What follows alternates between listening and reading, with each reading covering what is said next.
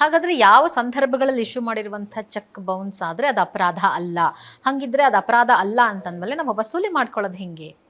ಅಪರಾಧವಲ್ಲ ಅಂತ ಹೇಳಿದಂಥ ಚೆಕ್ನ ವಸೂಲು ಮಾಡಕ್ಕೆ ಬರಲ್ಲ. ನೀವು ಹೇಳಿದ್ರಿ ನಾವು ಯಾರನ್ನೋ ಹೊಡೆಯೋಕ್ಕೆ ಅಂತ ಹೇಳಿ ಒಂದಷ್ಟು ಅಮೌಂಟ್ ಫಿಕ್ಸ್ ಮಾಡಿರ್ತೀವಿ, ಅವರು ಅದು ಕೂಡ ಚೆಕ್ ಬೌನ್ಸ್ ಆಗುತ್ತೆ ಅಂತ ಹೇಳಿ, ಬಟ್ ಅದು ಅಪರಾಧ ಅಲ್ವಾ? ಅಲ್ಲ, ಅಪರಾಧ ಅಲ್ಲ.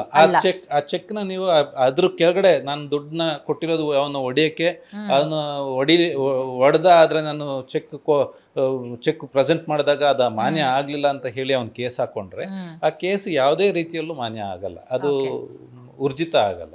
ಸೊ ಆ ದುಡ್ಡನ್ನ ಅವ್ನು ರಿಕವರ್ ಮಾಡಕ್ಕೆ ಬರಲ್ಲ, ಕಾನೂನಾತ್ಮಕವಾಗಿ ರಿಕವರ್ ಮಾಡಕ್ಕೆ ಬರಲ್ಲ.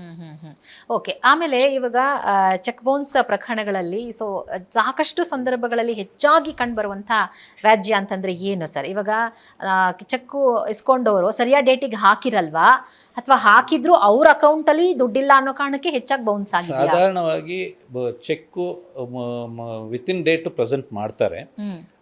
ವಿತಿನ್ ಡೇಟ್ ಪ್ರೆಸೆಂಟ್ ಮಾಡಿದಾಗ ಅವ್ರ ಅಕೌಂಟಲ್ಲಿ ದುಡ್ಡಿಲ್ಲ ಅಥವಾ ಬ್ಯಾಂಕ್ ಅಕೌಂಟ್ ಕ್ಲೋಸ್ ಮಾಡಿದ್ದಾರೆ ಅನ್ನೋಂಥ ರೀತಿಯಲ್ಲಿ ಚೆಕ್ಸ್ ಡಿಸಾನರ್ ಆಗುತ್ತೆ. ಅಂಥವು ಸಾಧಾರಣವಾಗಿ